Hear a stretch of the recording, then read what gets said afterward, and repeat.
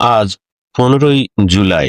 আজ বাংলা সাহিত্যের বিশিষ্ট কথাসাহিত্যিক, গবেষক এবং মুক্তিযুদ্ধের স্মৃতি সংরক্ষণের এক নিরলস সংগ্রামী রশিদ হায়দারের জন্মদিন।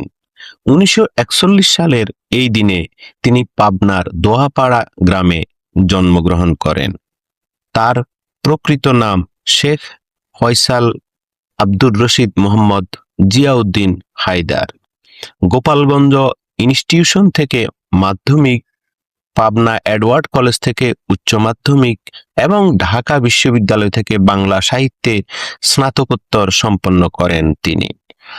ছাত্রজীবন থেকেই সাহিত্য চর্চার প্রতি তার গভীর অনুরাগ ছিল, যা পরবর্তীকালে তাকে বাংলা সাহিত্যের অন্যতম গুরুত্বপূর্ণ লেখকে পরিণত করে।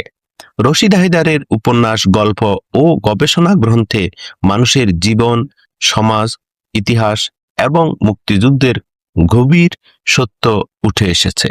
খাঁচায়, অন্ধ কথামালা, নষ্ট জ্যোৎস্নায়, একন অরণ্য, অসম বৃক্ষ, নানকুর বদিসহ তার বহু গ্রন্থ পাঠকের কাছে সমাদৃত। তবে মুক্তিযুদ্ধ নিয়ে তার দীর্ঘ গবেষণা বিশেষভাবে স্মরণীয়।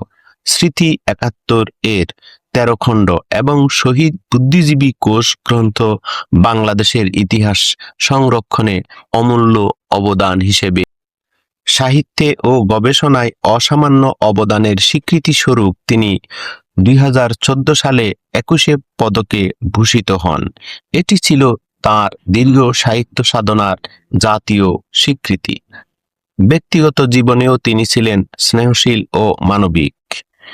স্ত্রী আনিসা আখতারের মৃত্যু তাকে গভীরভাবে আঘাত করেছিল। এরপরও তিনি সাহিত্য ও গবেষণার কাজ চালিয়ে গেছেন জীবনের শেষ দিন পর্যন্ত। 2020 সালের 13ই অক্টোবর তিনি আজ তাঁর জন্মদিনে জানায় গভীর শ্রদ্ধা।